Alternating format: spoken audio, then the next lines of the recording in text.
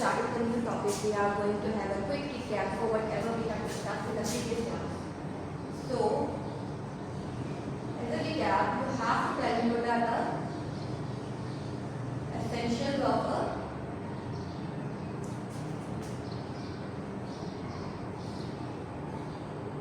report writing.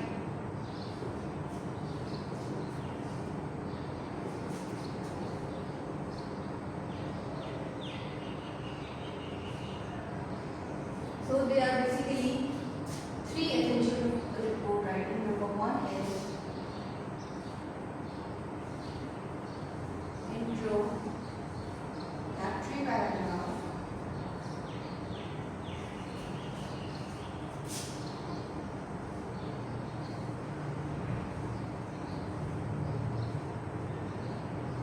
Number two is the body. And finally, number three is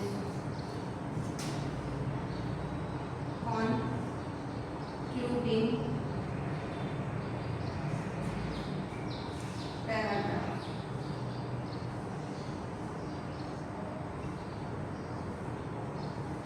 Number one is introductory paragraph, number two is the body, number three is the concluding paragraph. The introductory paragraph is going to tell you how you have to start or initiate your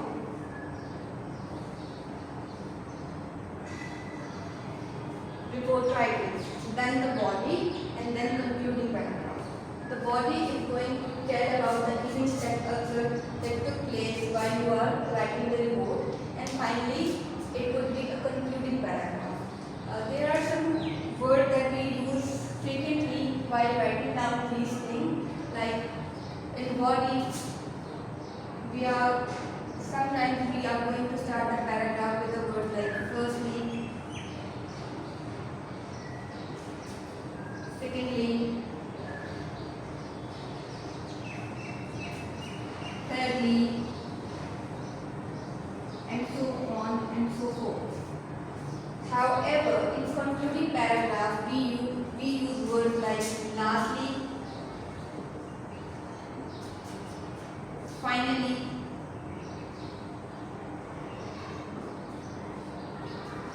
to sum up with,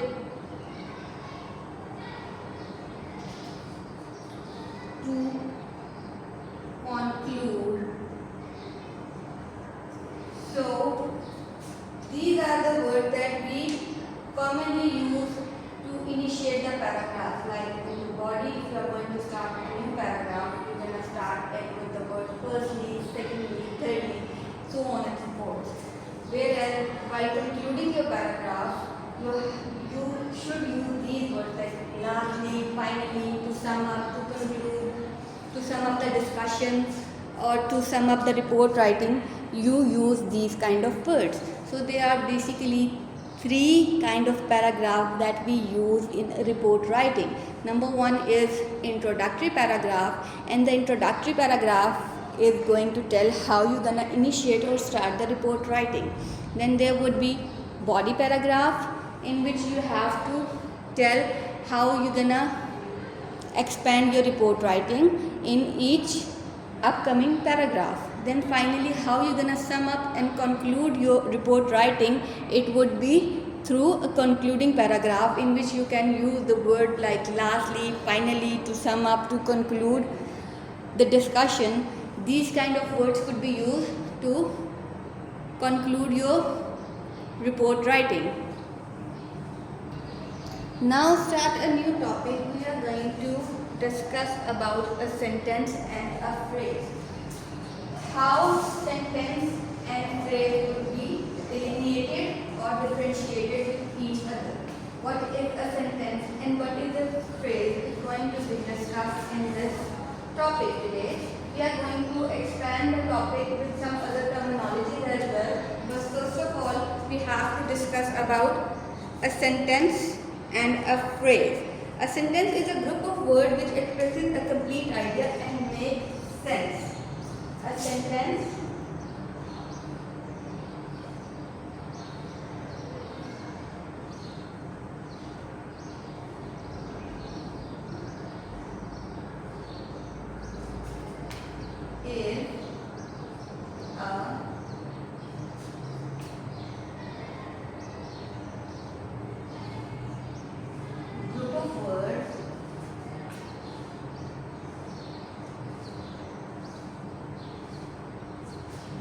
gives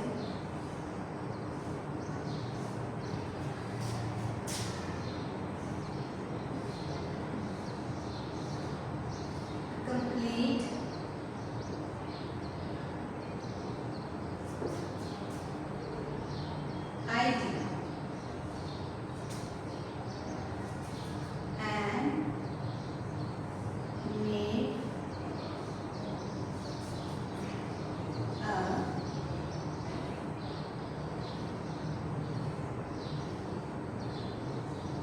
complete sense.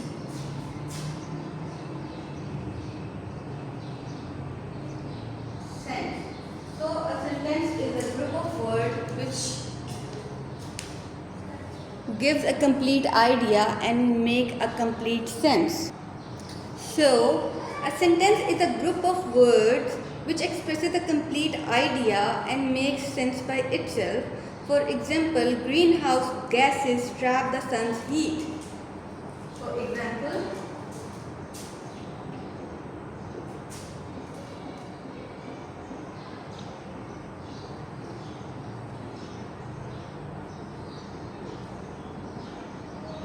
greenhouse gases trap the sun heat. So this is making a complete sense, which is making it a complete sentence. However, a phrase is a group of words which does not express a complete idea. A phrase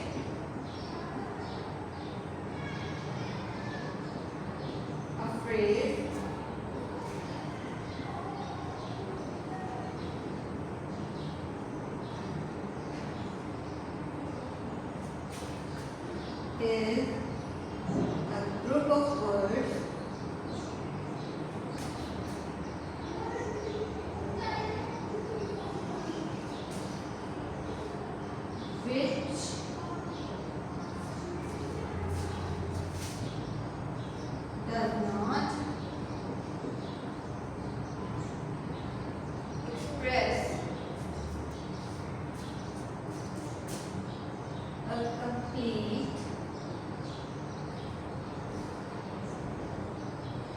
complete idea.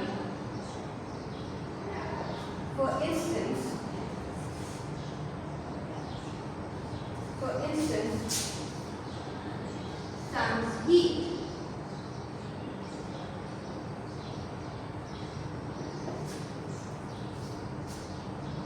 So, a sentence is a group of words which expresses a complete idea and makes a complete sense. For example, greenhouse gases trap the sun's heat. Whereas a phrase is a group of words which doesn't express a complete idea. For instance, sun's heat or at the top of the mountain.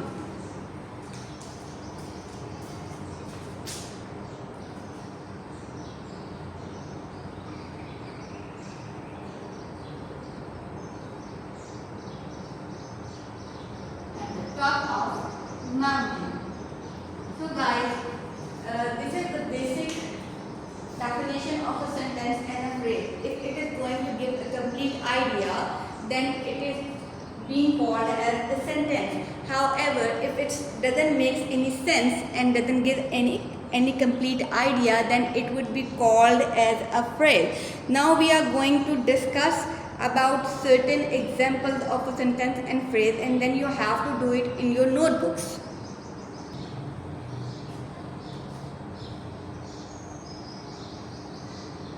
Okay guys, we are going to discuss about question number 1 from textbook page number 27. First of all, you have to identify which are the sentences out of these group of words and which are the phrases out of these group of words. So number 1, scientists have studied the frogs for several years. So it's a sentence. Then creates greenhouse gases. It doesn't make any sense. So it's a phrase. Then driving cars and taking planes. It doesn't make any sense.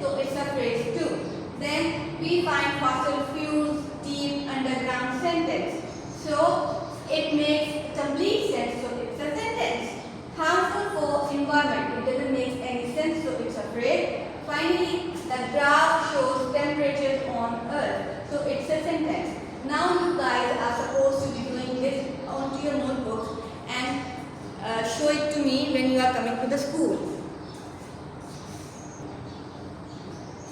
As you are done with the sentence and the phrase, we are moving towards the next topic, which is subject and the predicate. A sentence has two parts, a subject and a predicate. Now we are going to discuss what is a subject and what is a predicate. So we have discussed so far, we have discussed about sentence and phrase. A group of words that makes complete sense is a sentence, whereas a group of words that doesn't make a complete sense is a phrase. When we are going to write a complete sentence, it has two parts, and two parts are, number one is subject and the other one is predicate. So we have discussed about sentence which makes complete sense,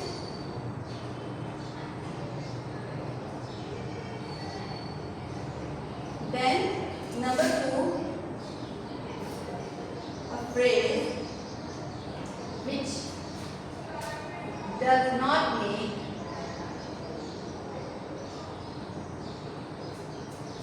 complete sense, and we have discussed about plenty of examples regarding this.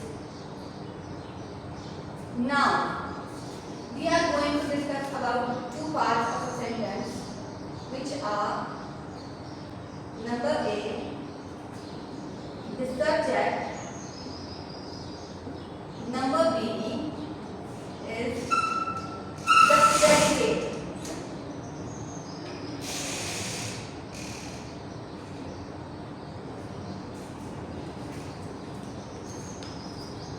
So guys, so far we have discussed about a sentence and a phrase.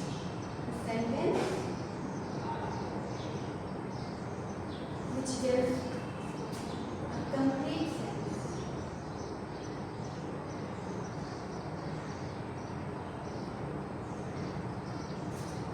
Or not sentence, sense. And a phrase which does not give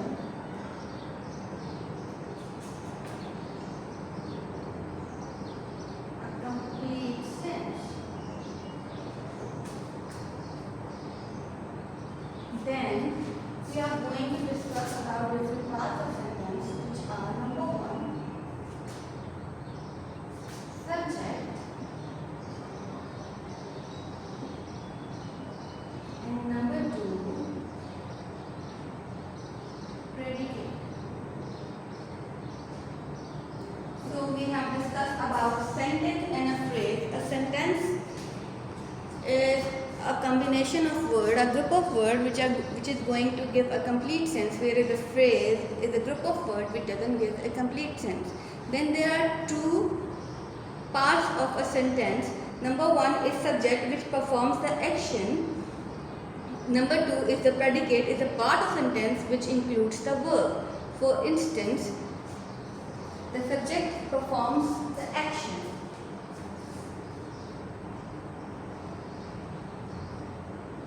The subject performs the action. For instance, Ellie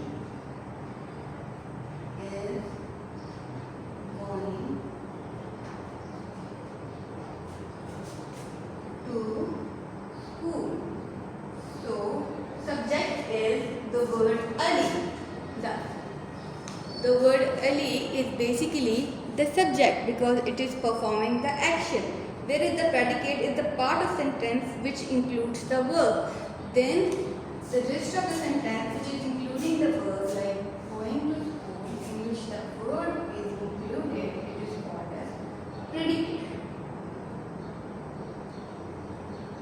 So this is for subject who is performing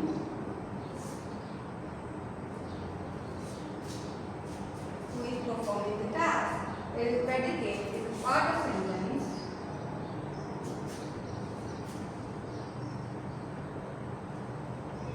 which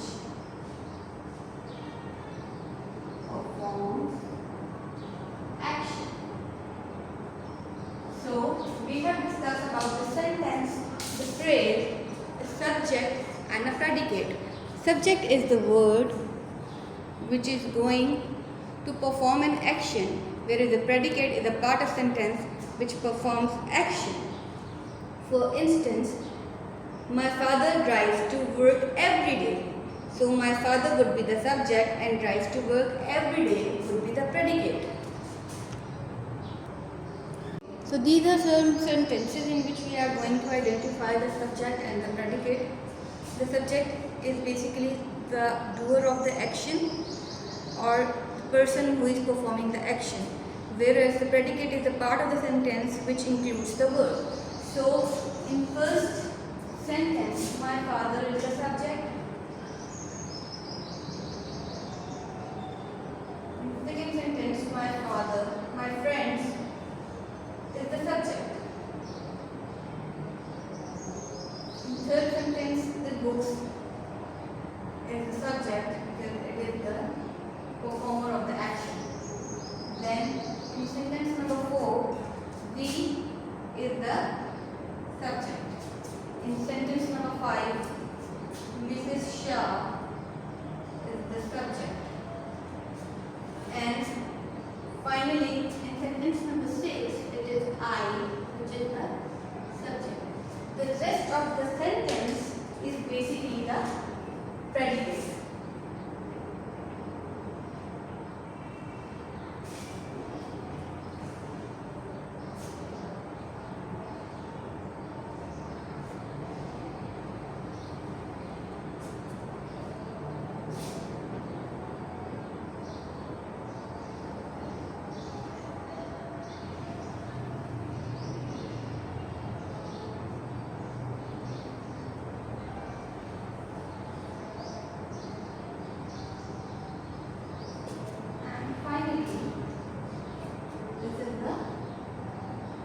Predicate. So, in sentence number 1, my father is the subject, whereas drives to work every day is the predicate. In sentence number 2, my friends is the subject, and my friends and I basically is the subject, are the subjects. Try not to waste paper is the predicate. And sentence number 3, the books is the subject. In the school library are arranged on shelves as the predicate. In sentence number 4, we is the subject, whereas can borrow 2 books a week is the predicate. In sentence number 5, Mrs. Shah is the subject, whereas was pleased with her students is the predicate.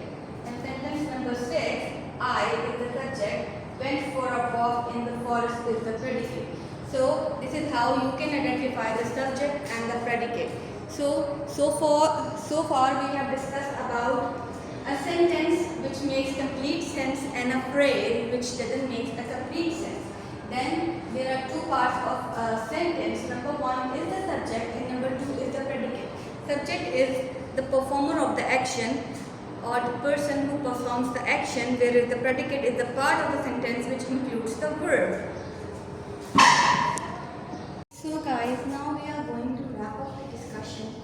We have discussed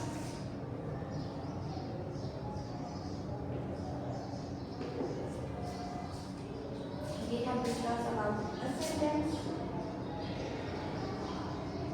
which makes complete sense.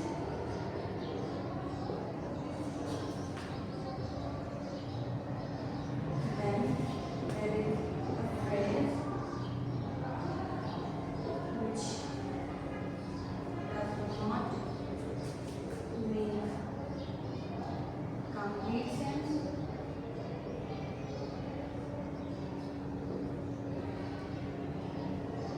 Then there are 2 types of sentence. There are 2 parts of sentence. Number 1 is subject.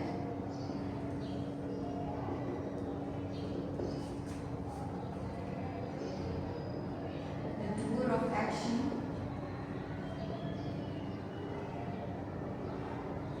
And finally,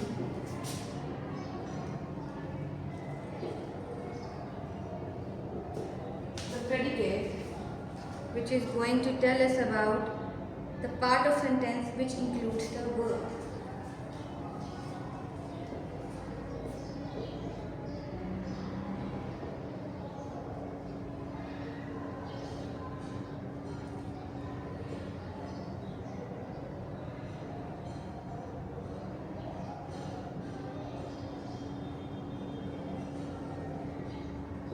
Now guys, what you are supposed to be doing at your homes is you have to do question number 1 from page number 27 and question number 2 from page number 28 on your notebooks, and you have to do it independently now. You have to submit the notebooks on Monday to me. And this is all about our topic. Hope you would understand and you can come up with your questions to me in the next class. Till then, take care of yourself and Allah Hafiz. Have a nice day. Thank you.